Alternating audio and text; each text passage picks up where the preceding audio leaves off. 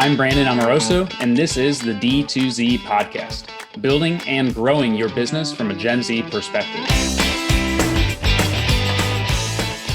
Hey everyone, thanks for tuning in to D2Z, a podcast about using the Gen Z mindset to grow your business. I'm Gen Z entrepreneur Brandon Amoroso, founder and president of retention as a service agency Electric, as well as the co-founder of Scaleless. And today I'm talking with Dan Moshkovich, who is the VP of marketing at Chargeflow, which is a platform that helps e-com brands recover chargebacks on autopilot using both technology and AI. Thanks for coming on the show. All right. Thanks for having me. Before we dive into the world of chargebacks, can you give everybody a quick background on yourself? Sure. I've been in digital marketing for probably close to 15 years now. I've kind of been focused on the fraud prevention space. So I worked at some companies like Riskified and Just and HubStore, to name a few, usually in kind of the startup world, and been doing it, like I said, about 15 years, loving every minute of it. What has the, evolution of that particular, I don't want to call it a vertical, but that particular field within the e-com space, how has that changed from when you started to today? Yeah, so I actually started at Riskified, which was a pre-transaction fraud prevention solution back in 2013 or 2014.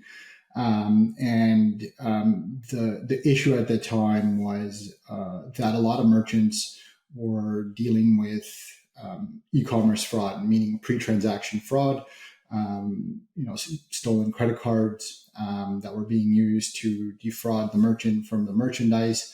And then because card not present transactions, meaning transactions that did not occur with an actual physical card and a PIN at a point of sale station, the liability for the fraud is on the merchant. So essentially, the merchant is responsible for processing those transactions, and if they turn out to be fraudulent, it's their responsibility. So the money lost is essentially theirs. So the solution that Riskified was able to develop was essentially a machine learning solution that was able to identify those pre-transaction fraud, potential fraud transactions that were coming in, and prevent them from being processed in the first place. And so that really kind of evolved from very basic kind of rule engines that were being used prior. And essentially what a rule engine is,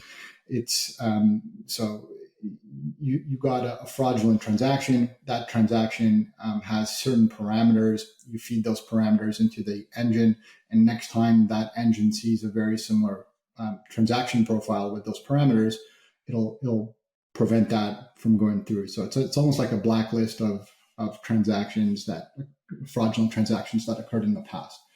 What Riskified solution was, it was more robust AI that was able to predict, what transactions were fraudulent or not.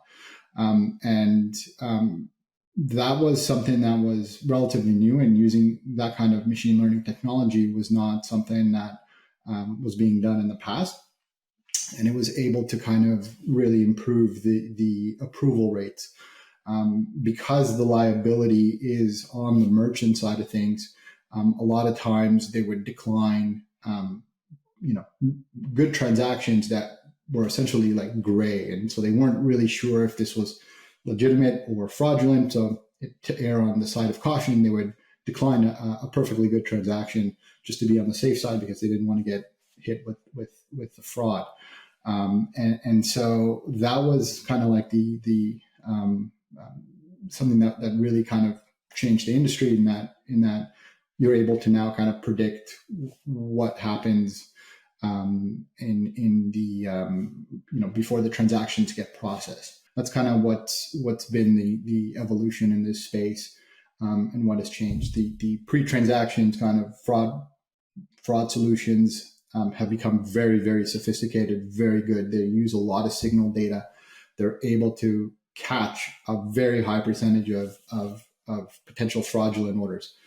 what they're not able to kind of do is flag those or legitimate orders because they don't have that post-transaction data that happens after the transaction and when that a legitimate chargeback occurs. And if you, as a merchant, don't have a process in place for handling those chargebacks, ultimately the credit is going to go to the customer, right? Because I think, I've seen in the past the credit card company will be like, oh, the merchant has 90 days or something to respond. But if they don't respond, then, right, the dispute is resolved. Right. So the way that the process works is when a chargeback or a dispute is initiated by the consumer, the bank does kind of like a very cursory investigation, and then they provide the merchant with an opportunity to present evidence to contrary the decision. So essentially, they put that money on hold from the merchant, as you said, usually 90, 120 days, depending on the circumstances. And then the merchant has, again, the onus is on the merchant to essentially convince the financial institution why this is a fraudulent transaction. So this can be done in several ways. And that's kind of where Chargeflow comes in. And so it's not just a matter of, trying to convince the financial institution. You have to also present very compelling evidence that why this is an illegitimate transaction. So, for example, if the reason for the chargeback that occurred was the consumer says that the item was never received and they never got it and the merchant is refusing to refund. If you're able to, for example, present a signature from FedEx that the customer accepted the item, that's a pretty compelling evidence to dispute the consumer's claim and point out that this is likely an illegitimate chargeback. At that point, the money will be returned to the merchant. Not only that, the process of submitting evidence and submitting the response to the chargeback has to be done in a very, very particular way. It can't just be like, oh, send a letter, write up like some notes and attach the evidence. There are certain requirements that each financial institution or each card scheme has that essentially has to be done in a certain way. They want to see this evidence presented in a very particular way. And even if you have the evidence and if you have this, like I said, the signature from FedEx and proof of delivery, but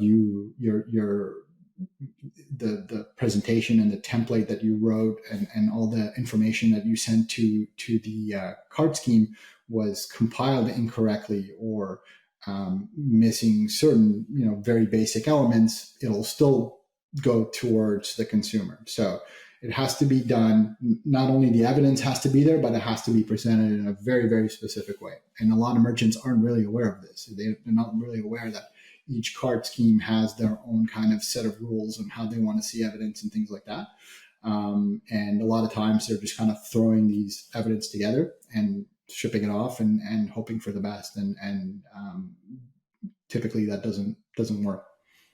What stage of or what life cycle of a brand would you say they need to really start paying attention to chargebacks? Is there a certain revenue threshold? And then with the credit card companies or credit card processors, I'm not sure who this would fall on, but like if your chargebacks go above a certain percentage, is that does that have ramifications for the merchant? Yeah. So I'll answer the first question first. Essentially, we're a little bit biased, but we always recommend to start early. When you have a low volume, you typically also have a low amount of chargebacks. So, what we see is somebody who's doing, under 100,000 a month in annual transaction or in monthly transaction volume may have, a handful of chargebacks. Again, this varies on verticals. Some verticals are more prone to chargebacks, some are less. But generally, when you're dealing, with a handful of chargebacks per month, it's doable. You can handle it manually on your own. We don't recommend it because, again, there's certain expertise that needs to be learned or acquired, and that usually takes a lot of time. And how those chargebacks are presented. Not only that, it's time consuming, roughly 1 hour per chargeback. So you know what? If you have 5 chargebacks a month, not a big deal. Where it starts to become a problem is when you start to get 100, 200, 300. When you start scaling your brand and you start scaling your business, start seeing more volume, you're going to start seeing more chargebacks. And then at that point, what we're seeing is always kind of like merchants that are scrambling to kind of keep up with their scaling, and they're investing a lot of time and effort in scaling their business. And then this comes along, and they're starting to kind of deal with more and more chargebacks, and becomes a much bigger problem. As I said, it takes about 1 man hour. So if you already, if you have like 40 chargebacks a week, that's already like a full-time job just disputing chargebacks. So merchants, I would recommend to have kind of like an automated solution in place relatively early on, so that they don't have to deal with this problem as they scale their business. And that's critical. And you don't want to kind of be catching up to the problem. You want to be ahead of it before it starts. It feels like such an underutilized, at least from the e-com merchants that I've run into, either an underutilized solution or just something that they're not super aware of. And for the ones that are, and they're recapturing that revenue, it adds up pretty quickly. In terms of, as you continue to scale, if you're looking at tens, if not hundreds of chargebacks on a monthly basis, that definitely leads to a lot of lost revenue. Yeah, absolutely. Again, so there's two sides to that coin. There's the lost revenue, obviously, that you're losing and you're not winning as many chargebacks as you can. There's also the operational overhead of dealing with those chargebacks, and those two things compound very, very quickly.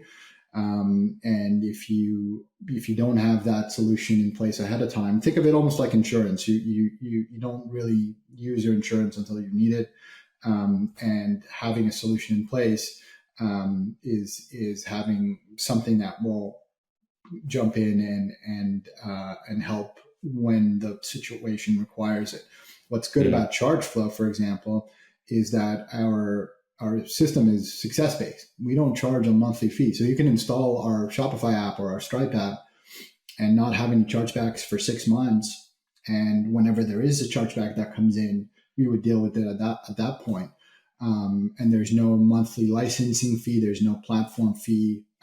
It's entirely success-based. And we only take a small percentage of the revenue that we're able to recover.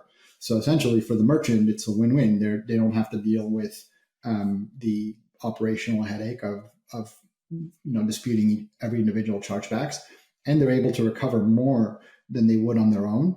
Even after our fee, their win rate is still typically a lot higher than they would on their own. So for merchants, it's essentially a win-win. And back to your, sorry, go ahead.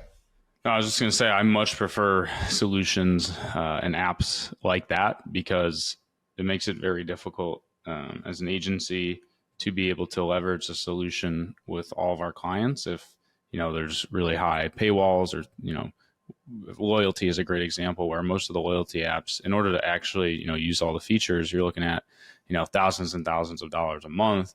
And so then we can't use it for the startup, because we're not actually able to deploy all the features and functionality that are required for the program to even be successful. So then it just doesn't really get adoption across our merchant base, when we can only use it with the, the largest of the large clients. So I personally much prefer the, revenue-based or traffic-based or whatever variable you use to dictate pricing, because then it allows, merchants who are just getting started to be able to have an on-ramp and grow with you, versus having to wait to make the jump. It's the same issue that I had with like Signified on the pre-purchase side, because of their very healthy minimums when it comes to to pricing. So we only ever got to use them with like a handful of merchants versus, hundreds.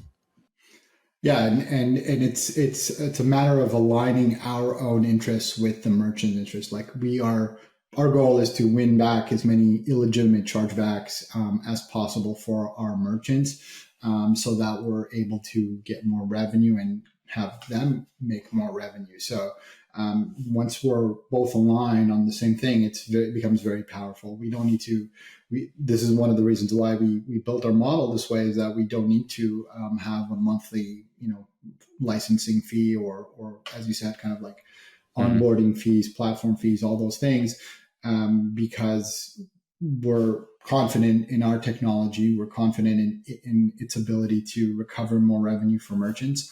We're, what better way to back that statement up by saying we're only going to charge you when we recover your revenue back for you. So that's one of the key elements of our success and kind of our appeal to merchants, as you said. And I do want to kind of touch base on some of the on the other question that you mentioned is if your chargebacks do reach a certain threshold, there are kind of negative consequences to that. And if the way that it works is essentially the card schemes, Visa, MasterCard, Amex, they all have something called monitoring programs, which is essentially for what becomes a high risk merchant. So what happens is a certain amount of chargebacks, your chargeback rate, meaning the amount of chargebacks to transactions that you have, is the metric that these card schemes use to determine if you enter these monitoring programs. And typically merchants don't want to be in these monitoring programs because it indicates an unhealthy merchant account with an excessive chargebacks. And what ends up happening is your rates, your processing rates go up significantly.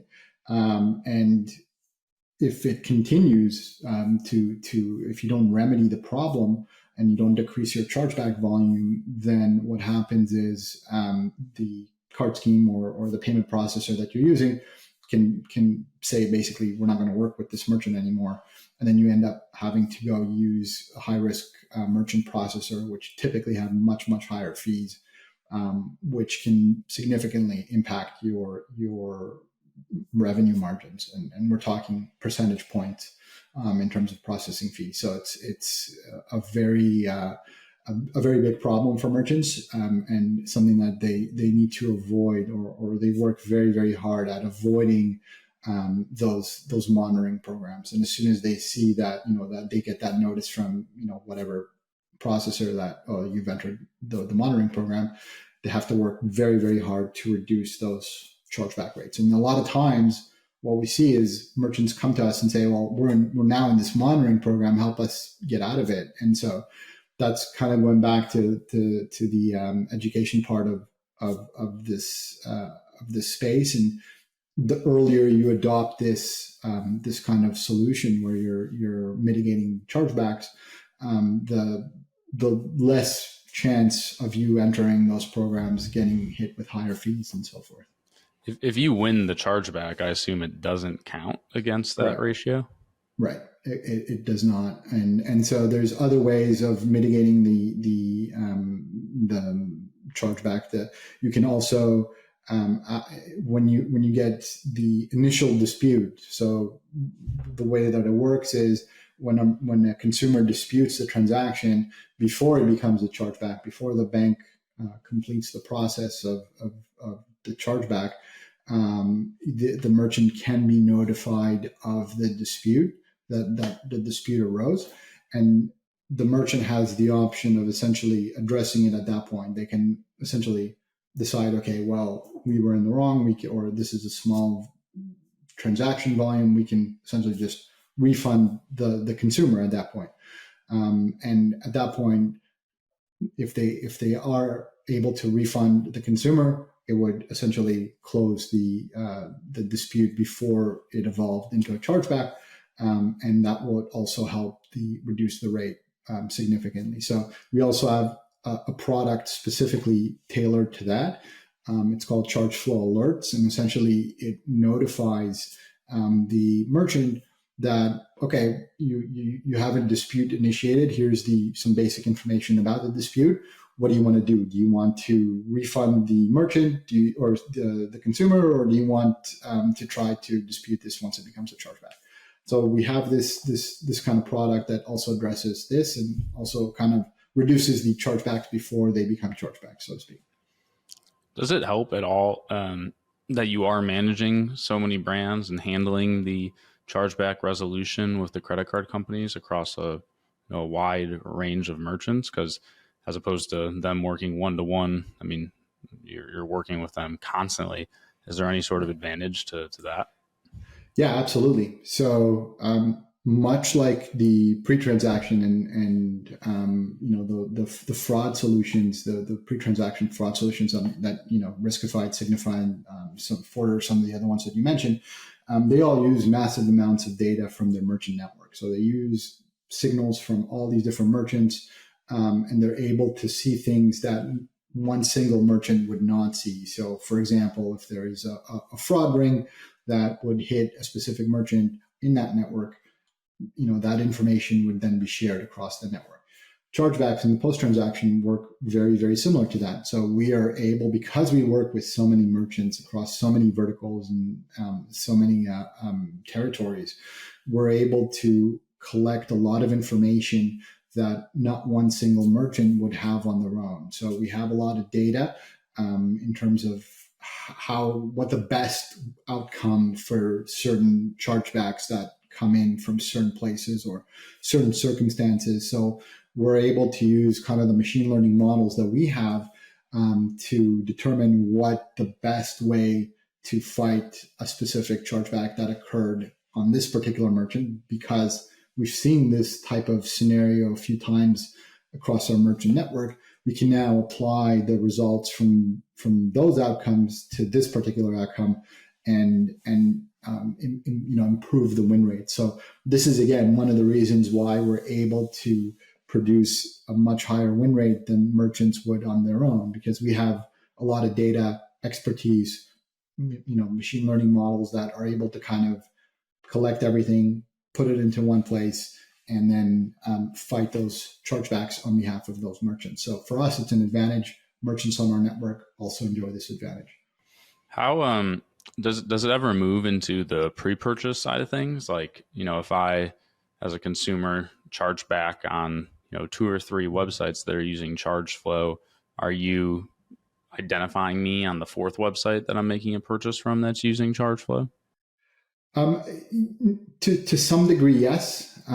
We are able to identify kind of, I would say, like repeat offenders, so to speak, and somewhat flag them into the merchants.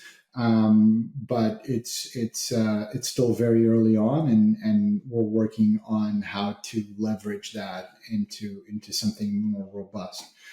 So that's really kind of our advantage in terms of, again, seeing a lot of orders across the board. We're able to also, when we're fighting these chargebacks, we're able to see that, for example, we have a case that actually happened very recently with one of our merchants where a single individual was responsible for something like $11,000 of chargebacks with one merchant.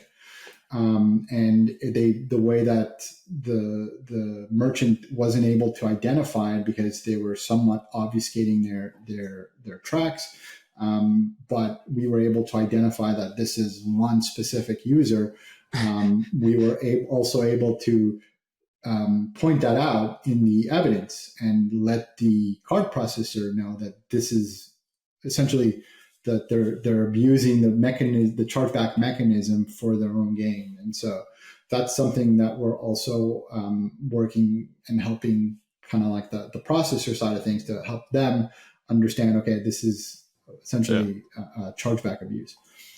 Are there potential legal ramifications for somebody who abuses the chargeback mechanism? Yeah, that significantly? Absolutely. So essentially obviously it's illegal. So the laws are there to protect consumers. You would need to be in this kind of like serial repeat offender where you do a lot of volume in terms of chargeback, where you request a lot of chargeback, where you open different cards and you do a lot of chargebacks on different cards. So there are implications to that, and essentially what can happen is credit card companies can refuse to issue you a credit card. This can hurt your credit score as well. And in some extreme cases where it's very kind of blatant fraud, it can also escalate to legal ramifications with law enforcement. You can actually be arrested for this as a crime, because you're defrauding the merchants, you're defrauding the card processors, and you can be charged for it, and in some cases put in jail for it. Yeah, I mean that $11,000. That's crazy. Yeah, absolutely. So we're able to catch that, and a lot of times merchants with high volume may not see these because these are coming in, a couple months after. They're not keeping track of everything properly, and so sometimes these kinds of things fall between the cracks, and you need a solution tailored to this kind of problem, and that's where Chargeflow comes in. We're able to kind of collect all the information with regards to post-transaction data and present it to the merchants, and they can take actions based on that information, which is very valuable to them. Yeah, it feels like to me kind of like a sales tax, in the sense that a lot of the merchants that I've worked with in the past, there's been deals or even transactions that have fallen through because they weren't taking care of sales tax in a certain like nexus, and they had no idea. And it's, it'll show up at their doorstep one day, and it's sort of one of those like, oh shit things. It feels similar to that in the chargeback realm, both in terms of the revenue that's being lost, but also, if your chargebacks go above a certain percentage and then you get that notice, it's like getting a notice from the government. You do not want to receive one of those. Yeah, absolutely. It's a matter of expertise in the field, and kind of knowing. Again, a lot of times merchants aren't even aware what that threshold might be. So they, some of them, like you said, all of a sudden out of a clear blue day, they've been dealing with some chargebacks, and all of a sudden processor comes in and says, well, you're now in the monitoring program. You have like 3 months or 4 months to remedy this, or we'll drop you and you'll have to find another processor. And so that kind of is like you said, those oh shit moments where you're like, oh, what do I do now kind of thing, and a lot, like I said, a lot of times merchants come to us at that point and they're like, help us, we don't know what to do to help to get out of this. We've been, fighting and disputing these chargebacks. We're winning some of them. We're not doing that great, but they just don't have that expertise. They don't know that certain chargebacks have to be disputed, and certain evidence need to be collected and presented in a certain way. And so when we're able to come in, not only win more for them, but automate the whole process for them, it's like, why haven't I installed this, a year ago or something like that, and didn't have to deal with this. So that's a lot of the feedback that we're getting from our merchants. That's a great place to be. I got one last question for you around, AI. How is that, reflected within, the product offering itself, but how is that sort of speeding up your pace of, development and innovation within being able to help better facilitate these chargeback resolutions for the merchants you're working with? Yeah, that's a great question. So I know that AI is kind of like we're looking at it as a sort of like a force multiplier, where a lot of the work that needs to be done in terms of collecting and presenting the required evidence, whereas it was, merchants would have to do this manually. We're able to automate this using AI, and so we're able to collect the right information and then use the AI to present it in a way that is optimal for that particular chargeback, for that particular card scheme. And so it's really allowing us to automate things that would require a lot of manpower on our end. And that's been a big driving force behind our innovation, is to automate the process. And it's not just out of, improving our solution and improving the win rates. It's a lot of it is out of necessity. We wouldn't be able to process the volume of chargebacks on our own for the amount of merchants that we work with, had we not developed the technology to automate it properly and again do it in a way that is optimal to win those chargebacks and to improve those win rates. So that's really kind of one of the key aspects of how we leverage AI. And I think the other aspect is, as I said, in the machine learning part of it, we collect a lot of data, and we collect a lot of data from multiple merchants across multiple verticals, across multiple territories. And we're able to leverage this data in ways that, any one single merchant would not be able to, and present evidence and present arguments for winning chargebacks that would, that any single merchant would have a very hard time kind of coming up with it on their own. So we've been heavily involved in investing our R&D resources into the AI automation and how we improve the performance of our solution. And again, it's a matter of constantly iterating, and then that allows us to continually improve the win rates for our merchants. More win rate or higher win rate means more revenue recovered, which means ultimately more revenue for you guys. So yeah, absolutely, and for the merchants. So it's a win-win again. A win-win. Well, thank you so much for joining us. This was super insightful. I feel like there's a lot of folks that are going to be rushing to figure out not only how to download Chargeflow, but more importantly, but probably more scarily, how much money they've lost this year to chargebacks. But before we hop, can you let everybody who's listening know where they can find you and Chargeflow online? Sure. So if you're using Shopify, which a lot of our merchants are, we have a native Shopify app on the Shopify marketplace. Just search for Chargeflow and we're the first results. You'll also notice that we have very, very high approval rating on that platform. So we have a lot of hundreds of happy merchants that are using us. And the other the other place where they can find us, if they're using Stripe to process their payments. We also have a native Stripe integration. So again, if they go to the Stripe app marketplace, they can just simply install the app into their Stripe dashboard and be up and running within seconds in both scenarios. The other way that they can get in touch with us is through our website, chargeflow.io. They can sign up. It's free to sign up. All you need to do is integrate your payment processors. We have integrations to dozens of payment processors, constantly adding new integrations as we go along. And you're able to kind of be up and running once you integrate your payment processors to Chargeflow. And that's basically it. Awesome. Well, I appreciate it. Thanks for coming on. As always, for everybody listening, this is Brandon Amoroso. You can find me at brandonamoroso.com or electricmarketing.com. And we will see you next time.